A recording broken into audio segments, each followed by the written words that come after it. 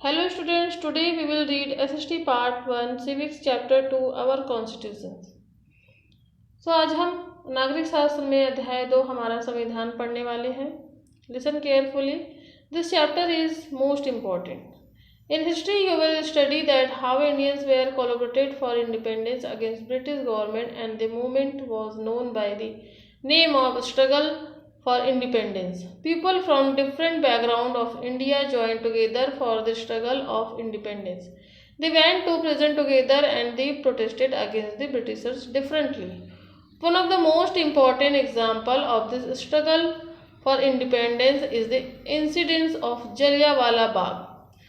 So students, आपने इतिहास में पढ़ा है कि किस प्रकार अंग्रेजी शासन के विरोध में स्वराज की मांग को लेकर सभी भारतीय एकजुट हो गए और सभी ने साथ मिलकर स्वतंत्रता के लिए लड़ाई लड़ी, जिसे हम क्या कहते हैं, स्वतंत्रता आंदोलन के नाम से जानते हैं. स्वतंत्रता आंदोलन में भारत के अलग अलग परिवेश के नेता जो है लोग शामिल थे. वे एक साथ जेल गए और उन्होंने अलग अलग तरीकों से अंग्रेजों का विरोध किया. इस आंदोलन का एक उदाहरण हमें जलियांवाला बाग हत्याकांड में देखने को मिलता है. इस हत्याकांड में एक ब्रिटिश जनरल ने शांति लोगों पर जो बाग में इकट्ठे होकर सभा कर रहे थे गोलियां चलवा दी थी. इससे बहुत से लोगों की जानें गई. महिला, पुरुष, हिंदू, मुसलमान, सिख एवं ईसाई कितने सारे लोग थे जो अंग्रेजों की नीति का विरोध करने के लिए जमा हुए थे. इस आंदोलन के माध्यम से देश में राष्ट्रीय एकता की भावना को बल मिला. सो स्टूडेंट्स, आपने देखा कि किस प्रकार हमें जो है स्वतंत्रता के लिए लड़ाई लड़ी और किस प्रकार हमें आज़ादी मिली. आपने पढ़ा कि जब भारत में अंग्रेज थे तो विभिन्न धर्म, भाषा और क्षेत्र की महिलाओं और पुरुषों ने अंग्रेजों के खिलाफ मिलकर लड़ाई करी थी. और वे क्या चाहते थे, लेकिन वे चाहते थे कि भारत एक स्वतंत्र देश बने. आज़ादी की इस लड़ाई के साथ साथ लोग एक और सवाल से जूझ रहे थे कि अंग्रेजों के जाने के बाद देश का शासन कैसे चलेगा. हमें क्या करना चाहिए? क्या हमें राजाओं के शासन को अपना लेना चाहिए या जनता द्वारा चुने हुए प्रतिनिधियों का शासन होना चाहिए? इसी प्रकार एक और सवाल था कि ज़्यादातर अधिकार किसके पास होने चाहिए, प्रधानमंत्री के पास या राष्ट्रपति के पास? क्या महिलाओं को भी पुरुषों के समान अधिकार मिलना चाहिए? क्या सभी धर्म के लोगों को अपना अपना धर्म मानने का अधिकार होना चाहिए? सभी बच्चों को शिक्षा प्राप्त करने का अवसर कैसे मिले? हम सभी जानते हैं कि हमारे देश में छुआछूत की समस्या व्याप्त है, तो इस समस्या को कैसे दूर किया जाए? इस प्रकार के कई सवाल राष्ट्रीय आंदोलन के दौरान उभर कर सामने आए थे. इसी कारण हमें क्या करना पड़ा? संविधान का निर्माण. संविधान की आवश्यकता महसूस की गई है ना. तो अब संविधान सभा का गठन कैसे हुआ? संविधान सभा, formation of the constituent assembly. किस प्रकार संविधान का निर्माण हुआ और संविधान जो है वो कब लागू हुआ? 26 जनवरी, जिसे हम क्या कहते हैं, गणतंत्र दिवस के नाम से भी जानते हैं. 6 जनवरी 1950 आज़ाद होने के बाद इसी दिन भारत पूर्ण गणतांत्रिक देश बना. देशवासियों के लिए एक संविधान लागू हुआ जिससे भारत में कानून का राज कायम हुआ. जनता को मौलिक अधिकार प्राप्त हुआ. फिर संविधान सभा का निर्माण किस प्रकार हुआ? जुलाई 1945 में ब्रिटेन ने भारत संबंधी अपनी नई नीति की घोषणा की तथा भारत की संविधान सभा के निर्माण के लिए एक कैबिनेट मिशन भारत भेजा. फिर संविधान निर्माण का कार्य 9 दिसंबर 1947 से आरंभ कर दिया गया. संविधान सभा के सदस्य भारत के राज्यों की सभाओं के निर्वाचित सदस्यों के द्वारा चुने गए थे.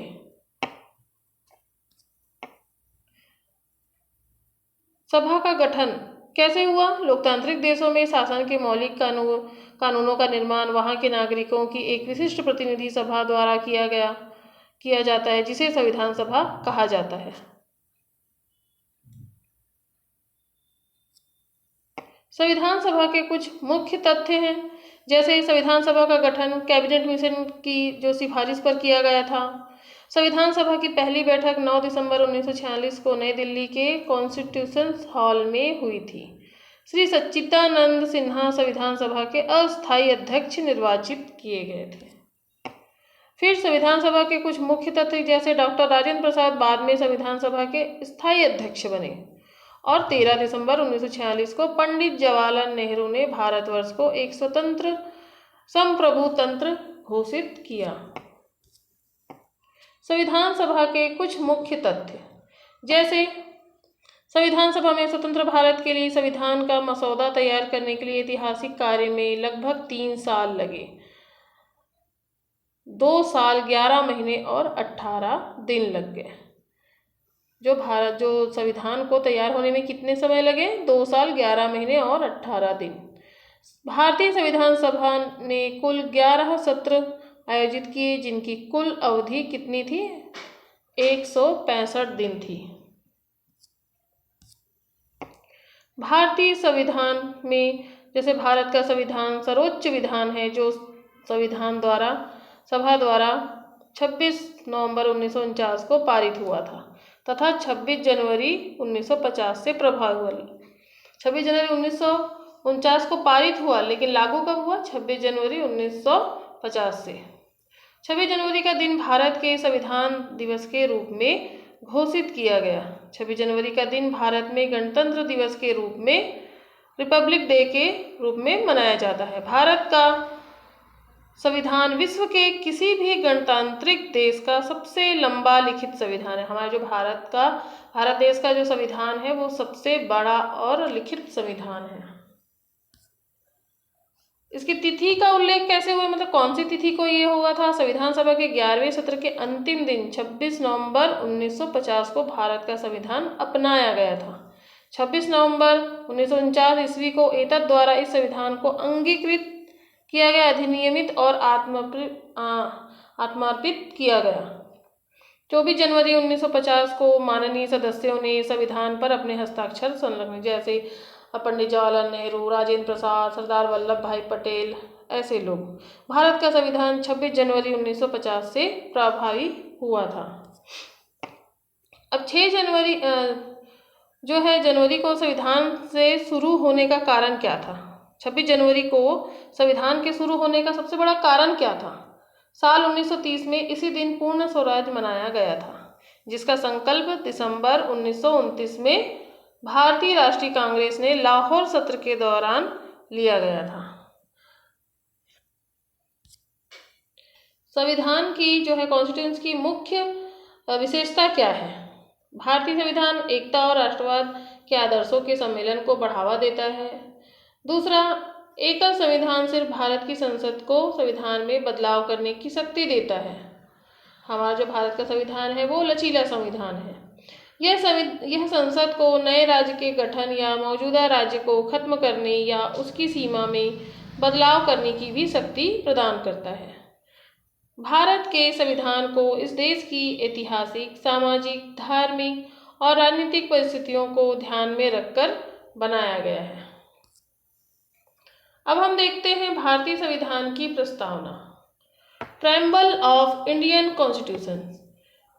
We the people of India having solemnly resolved to constitute India into a sovereign, socialist, secular, democratic republic, and to secure to all its citizens justice, social, economic, and political liberty of thought, expression, belief, faith, and worship, equality of status and of opportunity, and to promote among them all assuring the dignity of the individual and the unity and integrity of the nation. In our Constitution Assembly, this 26th day of November 1949, do hereby adopt, enact and give to ourselves this Constitutions. So, भारतीय संविधान की प्रस्तावना means preamble, उसकी भूमिका और परिचय क्या है? ये देखिए, देश का सर्वोच्च कानून हमारा संविधान साल 1949 में 26 नवंबर को अंगीकार किया गया था। हिंदुस्तान का संविधान क्या है? सबसे बड़ा संविधान है। संविधान में जो है प्रशासन या सरकार के अधिकार, उसके कर्तव्य और नागरिकों के अधिकार, ये सब बताए गए हैं। बाबा साहब भीमराव अंबेडकर को संविधान का सूत्रधार माना जाता है। इसमें खर्च कितने हुए थे इस संविधान को बनाने के लिए? 1 करोड़ रुपए अनुमानित खर्च आया था। संविधान सभा को इसे पास करने में कितने साल लग गए? 2 साल 11 महीने और 17 दिन का वक्त लगा था। और इस मसौदे को तैयार करने की जो समिति ने संविधान को क्या किया था, हिंदी और अंग्रेजी में हाथ से लिखकर कैलीग्राफ किया था। और जो है इसमें कितने आर्टिकल्स है? 448 अनुच्छेद हैं इस संविधान में, 12 अनुसूची है, 5 परिशिष्ट और 100 संशोधनों के साथ दुनिया का यह सबसे बड़ा संविधान माना जाता है। मतलब है सबसे बड़ा संविधान है ये। अब भारत का संविधान में जो लिखा था, हमने आपको बताया कि ये क्या है? हम भारत के लोग भारत का एक संपूर्ण प्रभुत्व संपन्न लोकतंत्रात्मक गणराज्य बनाने के लिए तथा उसके समस्त नागरिकों को सामाजिक, आर्थिक और राजनीतिक न्याय, विचार, अभिव्यक्ति, विश्वास, धर्म और उपासना की स्वतंत्रता, प्रतिष्ठा और अवसर की समता प्राप्त कराने के लिए तथा उन सब में व्यक्ति की गरिमा और राष्ट्र की एकता सुनिश्चित करने वाली बंधुता बढ़ाने के लिए दृढ़ संकल्प होकर अपनी इस संविधान सभा में आज तारीख 26 नवंबर 1949 ईस्वी मिति मार्ग से शुक्ल सप्तमी संवत 2006 विक्रमी को एतद द्वारा इस संविधान को अंगीकृत, अधिनियमित और आत्मर्पित करते हैं। सो इस प्रकार इस प्रेम्बल में ये सब लिखा गया है। इसमें एलिमेंट देखते हैं प्रेम्बल में कौन कौन से तत्व होते हैं। जैसे स्रोत क्या है, मुख्य किसके लिए बनाया है? ये हम लोगों के लिए। तो हम भारत के लोग, इसकी नेचर कैसी है? प्रकृति, भारत को एक संपूर्ण प्रभुत्व संपन्न समाजवादी धर्मनिरपेक्ष भी लिया गया है। इसमें लोकतंत्रात्मक है, ये गणराज्य बनाने के लिए किया गया है।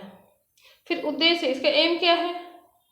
सामाजिक, आर्थिक और राजनीतिक न्याय, विचार, अभिव्यक्ति, विश्वास, धर्म है, इसमें उपासना की भी स्वतंत्रता है और प्रतिष्ठा और अवसर की समता, व्यक्ति की गरिमा और राष्ट्र की एकता और अखंडता सुनिश्चित करने वाली है ये। और इसकी तिथि क्या थी? हमने क्या बताया था? 26 नवंबर 1949 ईस्वी। और इसे स्वीकृति कैसे हुई? अंगीकृत, अधिनियमित और आत्मर्पित करते हैं। मतलब इस प्रकार जो प्रस्तावना में लिखा गया है उसे हम क्या करते हैं? मानते हैं। और ये जो है संविधान किस लिए बनाया गया था? हमने आपको बताया कि आज़ादी के बाद शासन को जो है देश को चलाने के लिए क्या था? ऐसे लोगों की आवश्यकता पड़ी और ऐसे नियमों की आवश्यकता पड़ी जिसके भरोसे, जिसके सहारे क्या चल सके? देश चल सके। संविधान की आवश्यकता क्यों हुई? Why do you need a constitution? जैसा कि पहले ही हम बता चुके हैं, संविधान सभा ने शासन का स्वरूप, जैसे प्रधानमंत्री और राष्ट्रपति के चुनाव किस प्रकार होना चाहिए और उन्हें कौन कौन से कार्य करने होंगे, विधान सभा एवं संसद का कार्य क्या है, मंत्रियों का क्या काम होगा आदि निर्धारित किया गया था। इसके साथ साथ आवश्यकता इस बात की थी कि शासन अपनी शक्तियों का गलत उपयोग न कर पाए। इसके लिए संविधान में यह व्यवस्था की गई थी कि शासन भी संविधान में लिखी बातों के अनुसार ही कार्य करे। इसलिए यदि शासन के किसी कार्य से नागरिकों के अधिकारों का हनन होता है तो न्यायालय की शरण ले सकता है। इस प्रकार हमने देखा कि किस प्रकार न्यायालय ने सरकार की मनमानी पर अंकुश लगाया। इस प्रकार के नियम कानूनों के कारण देश में निवास करने वाली विभिन्न जाति, धर्म, भाषा और विचारधारा के लोगों को संविधान पर बना हुआ है, क्योंकि इसमें समानता की बात कही गई है। हम सभी इस नियम और कानूनों का पालन करते हैं, इससे देश में शांति और एकता कायम रहती है। इस प्रकार संविधान से हमें एक बेहतर समाज बनाने की प्रेरणा मिलती है। स्टूडेंट्स, आपने कॉन्स्टिट्यूशन के बारे में जाना कि संविधान किस लिए बनाया गया था। स्टूडेंट्स, आप लोग इस चैप्टर को रिवाइज कीजिए कि और संविधान में हमें कौन कौन से हमारे जो कर्तव्य हैं, कौन कौन से अधिकार मिले हैं हमें, और भारत का जो संविधान है वो इतना बड़ा क्यों है, उसमें कौन कौन सी ऐसे बातें लिखी गई हैं जो और हमें इसे क्या ऐसा करना चाहिए कि देश में हमारे जो है शांति और एकता बनी रहे। सो स्टूडेंट्स, आप लोग इस चैप्टर को रिवाइज कीजिए। Okay, take care.